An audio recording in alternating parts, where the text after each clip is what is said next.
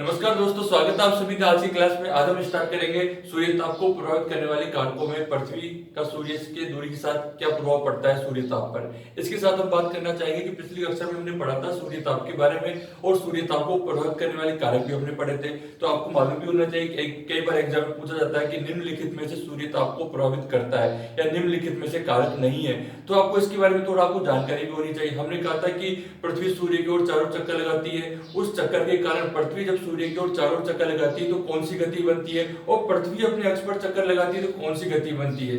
इन दोनों के अक्ष पर घूर्णन होने के कारण और चक्कर लगाने के कारण पूरी सूर्य ताप के वितरण में कई प्रकार की असमानताएं विषुवत रेखा से लेकर ध्रुवों तक देखी जाती है। उत्तरी गोलार्ध में उसकी अलग स्थिति बनती है, दक्षिण गोलार्ध में उसकी अलग स्थिति बनती है। लेकिन दोस्तों, इसके लिए आपको सबसे पहले जरूरी है जो पृथ्वी का रोटेशन होता है और पृथ्वी का जो रिवोल्यूशन होता है उसकी जानकारी आपको अच्छे से आनी चाहिए, तभी आप सूर्य ताप के चैप्टर को अच्छे से समझ पाओगे। क्योंकि सूर्य तो अपने इतने दूर होता है लेकिन पृथ्वी उसके साथ जुड़ी हुई होती है। पृथ्वी जब सूर्य की ओर चारों चक्कर लगाती है तो एवरी ईयर में क्या चेंज आता है, मौसम में क्या चेंज आता है, ऋतु में चेंज क्या आता है, तो इस बात को हम बताएंगे। और आपको ये भी मालूम होना चाहिए उपसौर अपसौर की जो क्रिया है या उपसौर अपसौर की जो कहानी है बड़ी पेचीदा नहीं होगी, बहुत सरल है। और कई बार एग्जाम में पूछा जाता है, इस क्वेश्चन को हजारों बार पूछा गया है एग्जाम में कि उपसौर क्या होता है, अपसौर क्या होता है। कई बार इनमें डेट के बारे में पूछा जाता है, कई बार आपसे पूछा जाता है कि ये स्थिति कब बनती है, जनवरी में बनती है या जुलाई में बनती है। तो ये सभी स्थिति आपको मालूम होना चाहिए। तो हम बात करेंगे कि पृथ्वी की सूर्य से दूरी होने पर उसका सूर्य प्रकाश या सूर्य ताप पर क्या प्रभाव पड़ेगा। अगर पृथ्वी कभी पास में आएगी कभी दूर आएगी। जब पास में आती है पृथ्वी और जब दूर जाती है, दोनों में जो दो फेज बनते हैं, दो अवस्थाएं बनती है, वो आपको अच्छे से आना चाहिए। एक को हम कहते हैं उपसौर, एक को हम कहते हैं अपसौर। लेकिन उपसौर और अपसौर ये कब बनते हैं गोलार्धों में, और गोलार्धों या दक्षिण गोलार्धों में बनने पे तापमान में उस गोलार्ध में इनका क्या इंपैक्ट होगा उसको हम अभी डायग्राम के थ्रू आपको बताएंगे। तो हम बात करेंगे कि पृथ्वी की सूर्य से दूरी होने पर सूर्य ताप की क्या स्थिति होगी। पृथ्वी की सूर्य से दूरी, ठीक है। तो आपको मालूम है पृथ्वी भी क्या है, एक्टिव फॉर्म में होती है। एक्टिव का मीनिंग क्या हो गया, पृथ्वी क्या करेगी, पश्चिम से पूर्व की ओर घूर्णन करती है, पश्चिम से पूर्व दिशा की ओर घूर्णन करती है। तो आपको मालूम होना चाहिए कि अगर किसी पूछा जाता है पृथ्वी का जो रोटेशन होता है पृथ्वी का जो रोटेशन होता है उसकी दिशा क्या होती है, डायरेक्शन क्या होता है, तो बिल्कुल आपको यह आना चाहिए पश्चिम से पूर्व की साइड में। और इस पश्चिम से पूर्व की रोटेशन होने के कारण और विषुवत रेखा के पास में पृथ्वी की घूर्णन गति ज्यादा होने के कारण उसका प्रभाव कई प्रकार वायुदाब में, तापमान में, वायु की दिशाओं में या चक्रवातों में या प्रति चक्रवातों में देखने को मिलता है। तो हमें इसके बारे में थोड़ा बारीकी से हमको मालूम भी होना चाहिए। सबसे पहले हम आपको इससे पहले हम बताना चाहेंगे पृथ्वी की जो दो गतियां होती है, पृथ्वी की क्या होती है, दो गतियां होती है। एक होती है घूर्णन, एक होती है घूर्णन और सेकंड होती है आपकी परिभ्रमण या परिक्रमण, इसको परिक्रमण। देखिए सिंपल सी बात है, घूर्णन होगी तो डे और नाइट बनेंगे आपके। कैसे, जब पृथ्वी अपने अक्ष पर 23 डिग्री हाफ डिग्री पर रोटेट होती है तो जो फेज आपका सूर्य का पृथ्वी के सामने होता है वो तो क्या, वो डे होता है, और जो वक्त बैक में होता है, पीछे होता है, वो होता है आपका नाइट में होता है। तो इस घूर्णन को आपको आना चाहिए। दूसरा होता है परिक्रमण। परिक्रमण वेरी इंपॉर्टेंट फैक्टर, बिकॉज क्या आपका सेशन या वेदर जो भी चेंजेस होंगे या जो आपकी पृथ्वी की सूर्य से दूरी में जो हम कहेंगे उपसौर कहेंगे, हम कहेंगे उपसौर या अपसौर, उपसौर या अपसौर हम कहते हैं। तो आपसे डायरेक्ट ही पूछा जाता है उपसौर अपसौर पृथ्वी की कौन सी गति के द्वारा बनते हैं। तो आपको दोनों में से कौन सा जज करना है, आपको ये करना है परिक्रमण के द्वारा। क्योंकि आपको पता होना चाहिए कि हमने बताया था कि जिस प्रकार से ये सूर्य था आपके और पृथ्वी की ओर चारों चक्कर लगा रही थी आपकी पृथ्वी,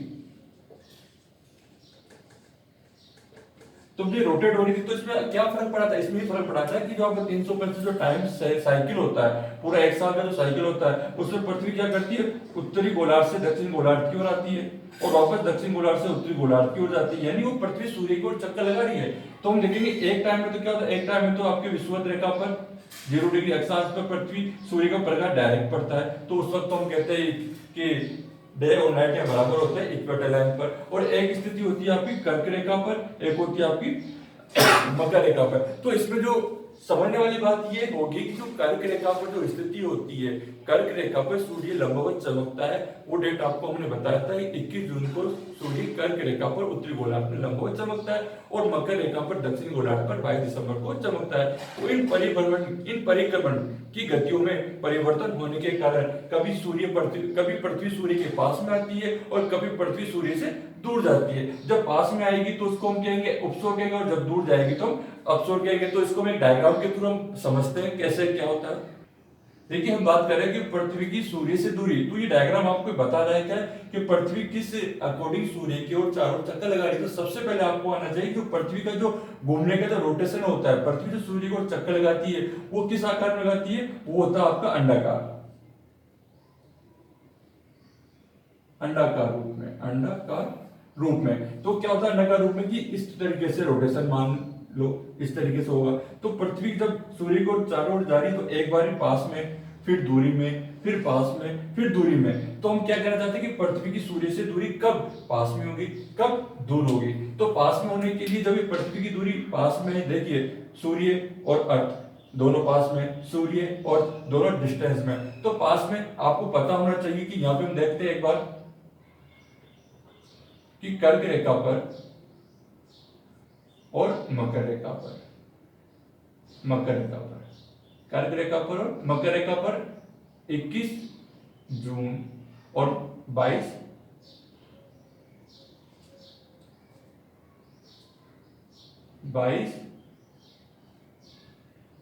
दिसंबर, ये आपको ध्यान रखना है कि कर्क रेखा और मकर रेखा। तो कर्क रेखा और मकर रेखा हम क्यों कह रहे हैं, क्योंकि जब सूर्य कर्क रेखा पे आएगा उत्तरी गोलार्ध में और जब सूर्य मकर रेखा पर आएगा दक्षिण गोलार्ध में, तो ये स्थिति अपने आप बनेगी।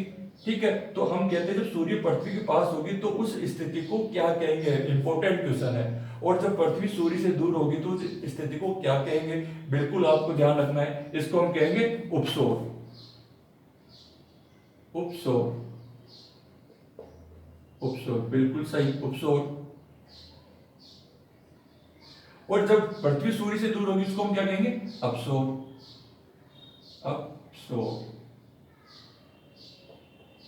अब देखिए ये डेट कैसे हम यूज करेंगे, जब पृथ्वी सूर्य के पास में होगी तो कब होगी, ये होगी आपके 3 जनवरी को। और ये कब होगा, ये होगा आपके 4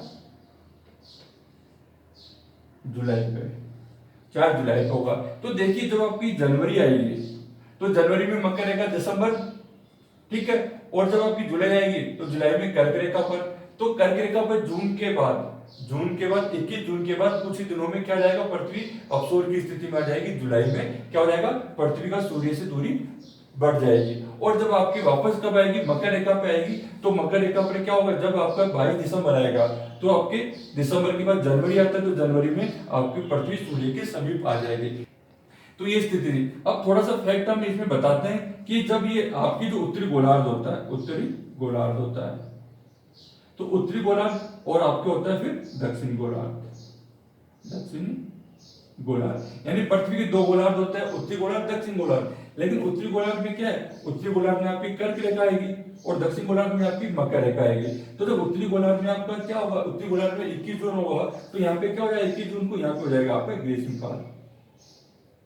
आ जाएगा। और जब 21 जून यहाँ पे ग्रीष्म काल है तो दक्षिण गोलार्ध में यानी सूर्य पर क्या प्रभाव पड़ेगा, ये हो जाएगा आपका शीतकाल हो जाएगा। और ये स्थिति जब हम मकर की बात करें उत्तरी गोलार्ध में, तो जब ये दक्षिण गोलार्ध में आपकी मकर रेखा पे आ जाएगा तो यहाँ पे तो क्या हो जाएगा, यहाँ पे हो जाएगा आपका शीतकाल उत्तरी गोलार्ध में, और दक्षिण गोलार्ध में क्या हो जाएगा, ग्रीष्मकाल। इसको हम ये भी समझ सकते हैं, ये आपका ग्लोब, ये आपका इक्वेटर लाइन, और ये आपकी कर्क रेखा, ये आपकी कर्क रेखा, और ये आपकी मकर रेखा, ये आपकी होगी मकर रेखा। ठीक है दोस्तों, तो कर्क, इसलिए कर्क पे तो इधर क्या था, इधर हमने कहा था 21 जून का, इधर कहा था हमने 22 दिसंबर। ठीक है, तो ये उत्तरी गोलार्ध में होगा तो क्या होगा, 21 जून पे ग्रीष्मकाल होगा, तो दक्षिण गोलार्ध में क्या हो जाएगा, शीतकाल हो जाएगा। एक स्थिति आपको समझ में आनी चाहिए। यदि सूर्य इधर मकर पे आ जाता है, तो मकर पे आ जाता है तो ये कौन सा गोलार्ध हो जाएगा, यहाँ पर दक्षिण गोलार्ध हो जाएगा। और मकर पे आ गया, दक्षिण गोलार्ध में क्या होगा, ग्रीष्मकाल बढ़ गया, तापमान बढ़ गया। और उत्तरी गोलार्ध में क्या हो जाएगा, शीतकाल हो जाएगा। तो आपको ये स्थिति आपको आनी चाहिए। लेकिन ये जो स्थितियां हुई है कर्क पे आना या मकर पे आना, तो ये क्या पृथ्वी की परिक्रमण गति के कारण हुई है। पृथ्वी अपनी परिक्रमण को पूरा करते हुए पूरे अक्षांशों का चक्कर लगाते हुए उत्तरी गोलार्ध दक्षिणी गोलार्ध में उत्तरायण और दक्षिणायन होती है। कभी उसकी स्थिति विषुवत रेखा पर आती है, कभी उसकी कर्क रेखा पर आती है, कभी उसकी मकर रेखा पर आती है। इसी कारण से सूर्य ताप के वितरण में परिवर्तन होता रहता है और ये जो घटनाएं होती रहती है उसी के आधार पर हम कहते हैं कि किस प्रकार से सूर्य ताप का वितरण धरातल के ऊपर असमान रूप से पाया जाता है या दिखाई देता है। और इसका इम्पैक्ट वहां के रहने वाले अक्षांशों के आधार पर उत्तरी गोलार्ध या मध्य अक्षांश या विषुवत रेखा क्षेत्र में देखने को मिलता है, जो एक क्लाइमेट को आइडेंटिफाई करता है। हम ये कह सकते हैं कि सूर्य ताप आपके पूरे वायुमंडल या जीवमंडल में एक सबसे बड़ा एक मेन फैक्टर होता है, जिसके द्वारा ये सारी भौतिक रासायनिक क्रियाएं संचालित होती रहती है या क्रियाशील होती है। तो हम बात कर रहे थे उपसौर की, तो देखिए उपसौर की हम स्थिति देखेंगे तो एक क्वेश्चन तो ये था कि कब पृथ्वी पास में होती है। अब इसके ऊपर हम ये देखना चाहेंगे कि जो आपका 3 जून का ये फैक्टर है, तो इसमें जो क्वेश्चन पूछा जाता है मैं वो देखिए आप। उपसौर कब बनता है, हमने कहा था 3 जनवरी को बनता है, ठीक है।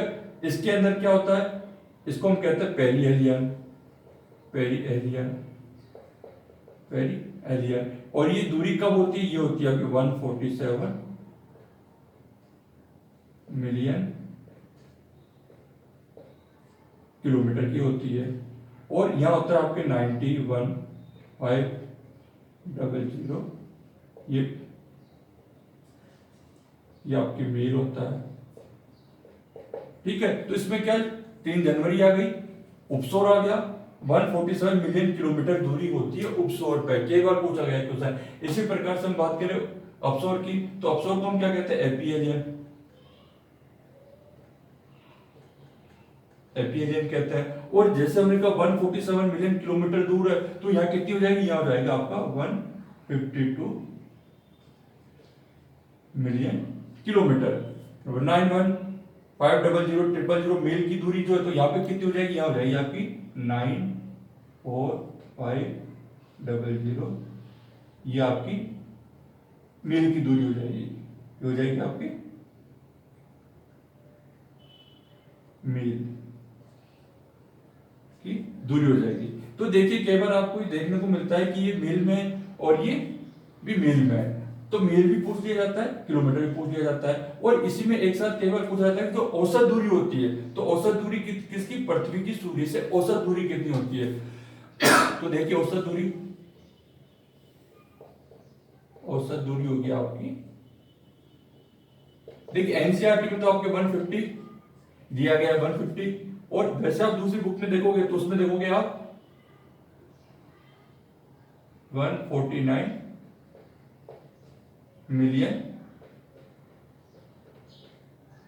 किलोमीटर, ठीक है। कि औसत दूरी पूछा जाए, पृथ्वी सूर्य की औसत दूरी कितनी है, 150 मिलियन किलोमीटर और कभी 149 मिलियन किलोमीटर। तो एनसीईआरटी में तो आपके 150 जीरो ही दिया है, तो उसको आप सही मानिए। तो हम बात कर रहे थे कि जब ये पृथ्वी, अब ये जो गतियों में परिवर्तन हुआ, तो हम ये कह सकते हैं कि उपसौर जब बनेगा, तो उपसौर पे तापमान यहाँ पे सामान्य स्थिति क्या होती है, सामान्य स्थिति में हम समझते हैं कि जब पृथ्वी सूर्य के पास होगी तो क्या होगा, तापमान अधिक होगा, और जब पृथ्वी सूर्य से दूर होगी तापमान कम होना चाहिए। देखिए तो समझते हैं कितना अच्छा लॉजिक है। यहाँ पे जनवरी में बात कर रहे हैं, तो जनवरी में उत्तरी गोलार्ध में क्या होगा, जनवरी में उत्तरी गोलार्ध में क्या होगा, जनवरी में उत्तरी गोलार्ध में होगा शीतकाल, ठीक है। और यहां देखते हैं, यहां जुलाई में, तो जुलाई में उत्तरी गोलार्ध में क्या होगा, जुलाई में उत्तरी गोलार्ध में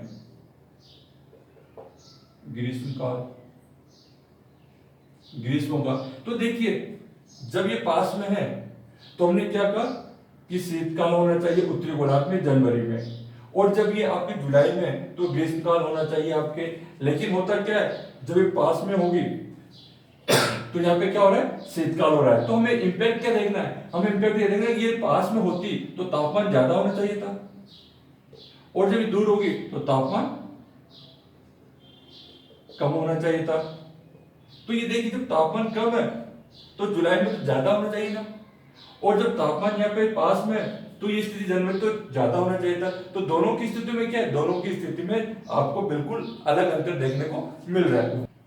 तो हम बात करें तापमान की, तापमान आपका कम है यहाँ पे और तापमान यहाँ पे आपका पास है तो कम ज्यादा होना चाहिए, पास है तो आपका यहाँ पे ज्यादा बताया कि पास होगा तो ज्यादा तापमान होना चाहिए। लेकिन सामान्य रूप से देखा जाता है कि जब आपकी पृथ्वी जो सूर्य की ओर चारों ओर चक्कर लगा रही है तो एक स्थिति जो आपकी हमने बताई थी कि 0 डिग्री अक्षांश है और ये आपका कर्क रेखा है, कर्क रेखा। तो हम ये देखते हैं कि जनवरी में स्थिति सूर्य की कहां पे होती है, जनवरी में स्थिति कहां होगी, उत्तरी गोलार्ध में। तो आपका क्या होगा, अगर हम कहें कि उत्तरी गोलार्ध में शीतकाल होता है तो जनवरी में स्थिति कहां होगी, यानी कि मकर के पास में सूर्य की स्थिति यहाँ पे होगी, मकर पे, मकर रेखा पर। तो मकर रेखा पर 22 दिसंबर की हमने बात की थी, तो हम ये कहेंगे कि सूर्य का है, सूर्य मकर रेखा की तरफ ही है। और जबकि उत्तरी गोलार्ध में क्या है, सूर्य की स्थिति नहीं है, तो उत्तरी गोलार्ध में क्या है, शीतकाल है, उत्तरी गोलार्ध में शीतकाल होगा। तो हम क्या कहते हैं कि जनवरी में जो उत्तरी गोलार्ध में शीतकाल होगा और यहाँ पे क्या होगा, यहाँ पे आपके मकर रेखा पे ग्रीष्मकाल होगा। लेकिन सूर्य की स्थिति पास में होने के उपरांत आपके यहाँ तो तापमान ज्यादा होना चाहिए, लेकिन ऐसा फैक्टर नहीं होता। उसका कारण कि सूर्य मकर रेखा पर स्थित है तो उत्तरी गोलार्ध में यहाँ पे कर्क रेखा पर सूर्य स्थिति नहीं होने के कारण यहाँ पे क्या होगा, यहाँ पे आपका ग्रीष्मकाल, शीतकाल भी आपका क्या होगा, शीतकाल उत्तरी गोलार्ध की तुलना में कम होगा। तो स्थिति आपकी क्या रही, उत्तरी गोलार्ध की। अब देखते हैं जुलाई में, तो जुलाई में आपका क्या, इधर आपका सूर्य कर्क रेखा पे आ गया। सूर्य जब पहले हम कहते थे कि मकर रेखा पे स्थिति बन रही थी, अब सूर्य कर्क रेखा पे आ जाएगा।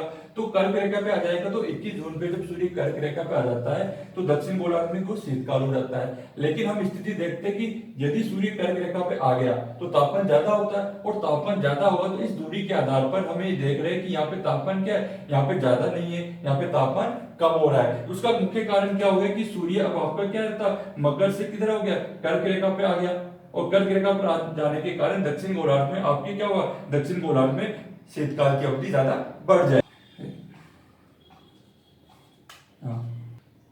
तो हम बात करते हैं कर्क और मकर रेखा की। तो सामान्य रूप से वापस हम देखते हैं कि आपको जो उपसौर अपसौर की स्थिति में, कि जब उपसौर की स्थिति थी तो सूर्य क्या था, सूर्य के पास पृथ्वी थी, और जब अपसौर की स्थिति थी तो दूरी ज्यादा थी। और हमने ये भी कहा है कि जो आपके गोलार्ध होते हैं, जो आपके गोलार्ध होते हैं, उत्तरी गोलार्ध होता है और आपका दक्षिण गोलार्ध होता है। तो गोलार्ध के अनुसार अगर देखते हैं कि उत्तरी गोलार्ध में क्या होता है, कि उत्तरी गोलार्ध में आपका ये जनवरी की बात करें तो उत्तरी गोलार्ध में जनवरी में क्या होता है, शीतकाल होता है। और जब हम उपसौर में बात करें कि उपसौर में पृथ्वी की सूर्य से ज्यादा दूरी है, लेकिन दक्षिणी गोलार्ध में क्या होता है, दक्षिणी गोलार्ध में शीतकाल की अपेक्षा ग्रीष्मकाल होता है। उसी प्रकार आपके जो ये आपके 4 जुलाई की बात करें तो 4 जुलाई को क्या कर्क रेखा पर लंबवत होता है सूर्य, तो यहाँ पे क्या होता है, उत्तरी गोलार्ध में ग्रीष्मकाल होता है और दक्षिण गोलार्ध में शीतकाल होता है। तो उसका हमने कहा इधर शीतकाल है तो इधर ग्रीष्मकाल है, इधर आपका ग्रीष्मकाल है तो इधर शीतकाल है, क्योंकि सूर्य कभी कर्क पे कभी मकर पे स्थित होने के कारण। अब हम देखते हैं कि ये सामान्य रूप से यदि पृथ्वी सूर्य के पास में होगी तो तापमान ज्यादा होगा, और जब पृथ्वी सूर्य से दूर होगी तो तापमान कम होगा। तो पास में होने पे तापमान ज्यादा होगा और दूरी होने पे तापमान कम होगा। लेकिन उत्तरी गोलार्ध में शीतकाल की स्थिति को देखते हुए तो यहाँ पे क्या है, तापमान क्या है, ज्यादा है, लेकिन यहाँ पे शीतकाल में सर्दी होती है, तापमान कम होता है। तो हम ये कहना चाहेंगे कि ये दक्षिण गोलार्ध में आपका सूर्य मकर रेखा पर स्थित होता है और उत्तरी गोलार्ध में आपके जो कर्क रेखा से दूर होने के कारण यहाँ पे क्या तापमान नहीं होगी, यहाँ पे शीतकाल की अवधि के कारण तापमान कम होगा। इसी प्रकार से 4 जुलाई की हमने बात की, अपसौर की बात की, तो अपसौर में जितनी आपकी दूरी है आपकी सूर्य की पृथ्वी से वो आपकी है 4 जुलाई को। तो सामान्य रूप से 4 जुलाई पे हमें ग्रीष्मकाल की होती है, तापमान ज्यादा होता है, लेकिन यहाँ पे कम है। उसका कारण क्या है, पृथ्वी की अधिक सूर्य से दूरी हो जाने के कारण प्रकाश की किरणें भी दूरी ज्यादा दूरी को पार करना होता है इस कारण से। और इसके दक्षिण गोलार्ध में क्या होगा, दक्षिण गोलार्ध में वो शीतकाल भी ज्यादा होगा। तो इससे हम सामने ये स्थिति सामने आती है कि जो आपके उत्तरी गोलार्ध में जो शीतकाल जितना होना चाहिए था उसके कंपेयर में 7% शीतकाल कम होता है, जबकि दक्षिण गोलार्ध में ग्रीष्मकाल ज्यादा हो जाता है। इसी प्रकार से अपसौर में हम देखते हैं जो उत्तरी गोलार्ध में आपकी जो ग्रीष्मकाल की अवधि होती है वो आपकी 7% कम होती है और दक्षिण गोलार्ध में शीतकाल ज्यादा बढ़ जाता है। उसका कारण हमने आपको बता दिया गया। तो कई बार आपके सामने पूछा जाता है कि उपसौर क्या है, अपसौर क्या है। उपसौर में स्थिति की स्थिति क्या होती है, तो उपसौर में क्या होता है, पास होता है। अपसौर में क्या होता है, दूर होता है। तो दोनों से, तो दोस्तों इस प्रकार के क्वेश्चन केवल पूछे गए तो आपको आना चाहिए उपसौर अपसौर क्या है। और उपसौर को हमने क्या कहा, पेरिहेलियन का, अपसौर को हमने क्या कहा, एपिहेलियन का। तो ये दोनों चीज ये कब बनती है भाई, आपकी मिलियन किलोमीटर यानी 147 मिलियन किलोमीटर दूर होगी तो उपसौर होगा, 142 मिलियन किलोमीटर होगी तो अपसौर होगी। तो इसको याद करने के लिए एक अच्छा सा तरीका ये है कि तीन जनों को हमने कहा कि 4 चूल्हे बनाने हैं, 3 जनों को कहा हमने 4 चूल्हे बनाने हैं और अपने घर पे ऊपर बैठ के बनाने हैं। तो देखिए 3 जने, तो 3 जने तो क्या हो गए, 3 जने, तो 3 जने जनवरी हो गया। क्या बनाना, 4 चूल्हे बनाने, तो 4 और चूल्हे बनाने अपने घर पे, अपने यानी आपके हो गया अपसौर की स्थिति हो गया, ऊपर यानी उपसौर की स्थिति हो गया। तो थोड़ा सा अगर आप इस टेक्स्ट को अगर आप देखोगे तो आपको समझ में आएगा कि किस प्रकार सूर्य की परिक्रमण गति के कारण कभी अपसौर कभी उपसौर की स्थितियां बनती है। तो हम आगे बात करेंगे कि वायुमंडल किस प्रकार से प्रभावित करता है सूर्य ताप के वितरण को। तो हम बात कर रहे थे कि पृथ्वी की सूर्य से नजदीक होने पर या दूर होने पर उपसौर अपसौर की स्थितियां किस प्रकार से सूर्य ताप को वितरण को प्रभावित करती है। लेकिन सामान्य रूप से उस जो वितरण की हम बात कर रहे थे, अपसौर उपसौर की स्थिति, वो पृथ्वी की समयावधि या पृथ्वी पर सूर्य की जो तिरछी किरणें पड़ती है उनके कारण उस स्थिति को थोड़ा नगण्य मात्र माना जाता है। अगला हम देख रहे हैं कि वायुमंडल में होने वाले परावर्तन या वायुमंडल में होने वाले प्रकीर्णन या वायुमंडल में होने वाले अवशोषण या विसरण, इनको अगर हम देखें तो ये भी क्या करती है, ये भी आपके सूर्य ताप के वितरण को कहीं ना कहीं अप्रत्यक्ष अप्रत्यक्ष रूप से प्रभावित करती है। क्योंकि हमें ये भी पता है कि जो सूर्य से जो रोशनी आपके धरातल पर आती है तो उनको एक वायुमंडल की सघनता को पूरा करते हुए पूरा करना पड़ता है। और जैसे वायुमंडल में आती है तो कुछ सन रेज क्या करती है, वापस वायुमंडल में ऊपरी हिस्से से वापस गमन कर जाती है, अंतरिक्ष में चल जाती है। और उसके कारण क्या होता है, जो पूरी पर्टिकुलर जो सूर्य ताप की जो विकिरण होता है वो आपके धरातल पर नहीं आ पाता है। तो हम देखते हैं वायुमंडल के प्रभाव में कौन कौन से फैक्टर आपके वायुमंडल का प्रभाव, वायुमंडल का प्रभाव। तो वायुमंडल के प्रभाव में हम देखते हैं कौन कौन सी चीजें आपको प्रभावित करेगी सूर्य ताप के वितरण में। नंबर 1 परावर्तन, नंबर 2 आपके विसरण,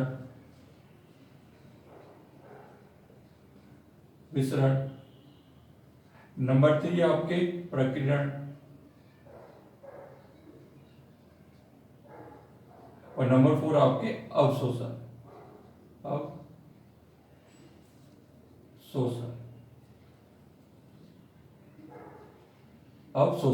तो ये देखिए परावर्तन जिसको हम कहते हैं रिफ्लेक्शन,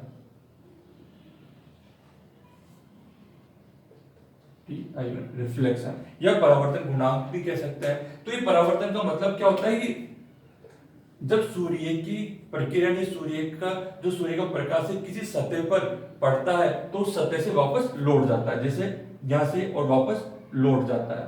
तो जो लौटने वाली जो क्रिया होती है, जो कितना परसेंट लौटा उसी को हम क्या कहेंगे, उसी को हम परावर्तन कहते हैं। जैसे हमने कहा कि 30% परावर्तन हुआ, तो 30% परावर्तन का मतलब क्या कि जो सूर्य की 100% जो सनलाइट इसी सतह पे आ रही थी, सतह पर किसी भी सतह पर पड़ने पर आ रही और उसमें 30% चले गई तो कितनी बची, यानी 70%। यानी 70% तो क्या सतह पे आई है और 30% क्या वापस चली गई है। वो किसके कारण चली गई है, वो आपके परावर्तन के कारण या रिफ्लेक्शन के कारण चली गई है। और इसी परावर्तन या रिफ्लेक्शन को हम क्या कहते हैं, एल्बिडो भी कहते हैं।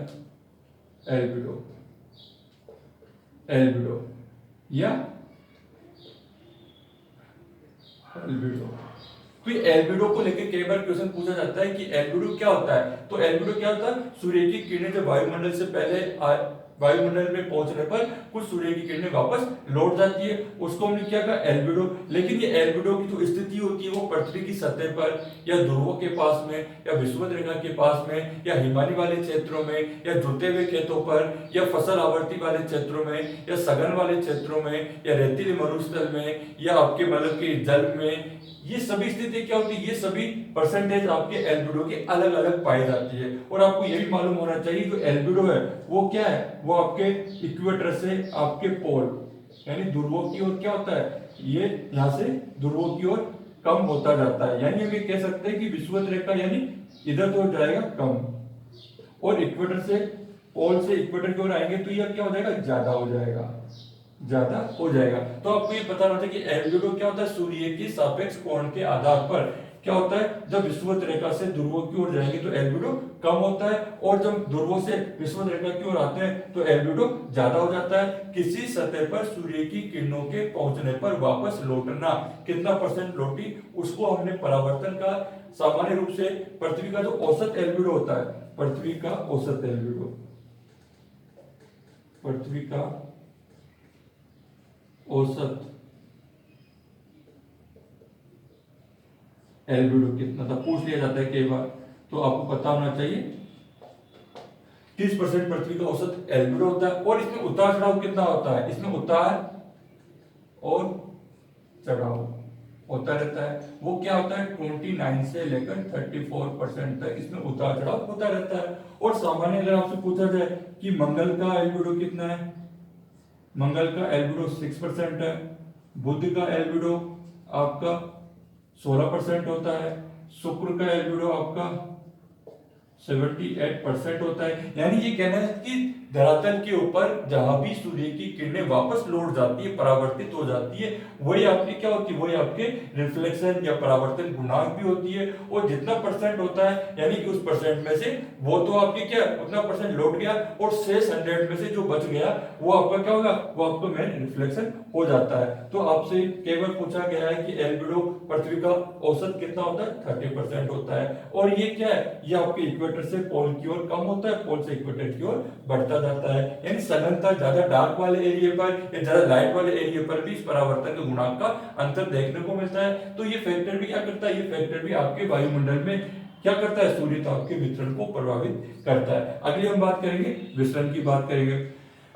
तो विसरण सामान्य रूप से एक क्वेश्चन पूछा जाता है कि अंधेरी रात में कई बार चंद्रमा दिखाई देता है, कई बार आंधी आ रही है तो चंद्रमा दिखाई देता है, देन जो चंद्रमा का जो एक पार्ट, जो डार्क वाला जो पार्ट है वो दिखाई नहीं देता है। तो हम कहना चाहेंगे कि चंद्रमा का जो, तो विसरण में क्या था, विसरण ने कहा कि जो विसरण की जो होती है, ये क्या होते हैं, धूल के कण होते हैं या फिर जलवाष्प के कण होते हैं। तो उसके ऊपर क्या होता है, जो आपका सूर्य का प्रकाश आता है तो वो क्या होता है, सूर्य के प्रकाश कुछ तो वापस लौट जाता है, कुछ नीचे गमन कर जाता है। इस कारण से आपके जो विसरण की क्रिया होती है वो क्या करती है, सूर्य ताप के वितरण को प्रभावित करती है। और केवल पूछा जाता है कि अंधेरी रात में भी चंद्रमा का काला हिस्सा दिखाई देता है, उसका कारण क्या होता है, उसका कारण विसरण हो जाता है। तो इसमें क्या होगा, इसमें जो जो प्रकाश की किरणों पे जो आपका धूल के कण जलवाष्प का जो व्यास होगा वो क्या होगा, आपके यहाँ पर कम होने के कारण। अगला प्रकीर्णन, प्रकीर्णन का मतलब होता है फैलाव, यानी धूल के कण या आपके जलवाष्प के कणों में जो सूर्य का प्रकाश पड़ता है वो बिखर जाता है, फैल जाता है। तो उसमें क्या होता है, सूर्य के प्रकाश और जो आपके धूल के कण होते हैं उसमें उनका व्यास ज्यादा हो जाने के कारण उसमें कुछ बिखराव हो जाता है, और इसी के कारण आपको प्रकीर्णन बनता है। और आपके प्रकीर्णन के कारण हम कहते हैं कि बादलों का नीला रंग दिखाई देना वो भी क्या है, प्रकीर्णन का ही कारण होता है। और इस प्रकीर्णन को किसने दिया था, 1842 में रेले ने दिया था, इसलिए कई बार इसको रेले के नाम से भी इस प्रकीर्णन को जाना जाता है। अगला होता है आपका अवशोषण। अवशोषण का मतलब होता है ऑब्जर्व, यानी जब सूर्य की रोशनी किसी सतह पर पड़ेगी तो वो सतह उसको कितना ऑब्जर्व करती है, ऑब्जर्व यानी गर्म होती है। जैसे हम कहते हैं पृथ्वी पर जब सूर्य की किरणें होती है वो भी अवशोषण करती है, तो जो अवशोषण होने पर वो कितना गर्म होगी, और गर्म होने के बाद उस ऊर्जा को ऊष्मा ऊर्जा में किस प्रकार से क्रियाशील कर देती है। अर्थात हम ये कहना चाहेंगे कि वायुमंडल के प्रभाव के द्वारा भी सूर्य ताप के वितरण को, वायुमंडल के प्रभाव के कारण भी सूर्य ताप का वितरण प्रभावित होता है, जिसमें हमने परावर्तन बताया, विसरण बताया, प्रकीर्णन बताया या अवशोषण बताया। तो दोस्तों हमने पूरा चैप्टर पढ़ा कि सूर्य ताप के वितरण को किस प्रकार से कौन से कारक प्रभावित करते हैं। तो आपको अच्छे से आपको आना चाहिए, और आपको किसी भी प्रकार का कोई क्वेश्चन पूछना हो या कोई आपको डाउट हो तो आप कमेंट बॉक्स में आप लिख सकते हो, बता सकते हो, हम आपके आंसर का पूरा जवाब देंगे। थैंक यू, धन्यवाद।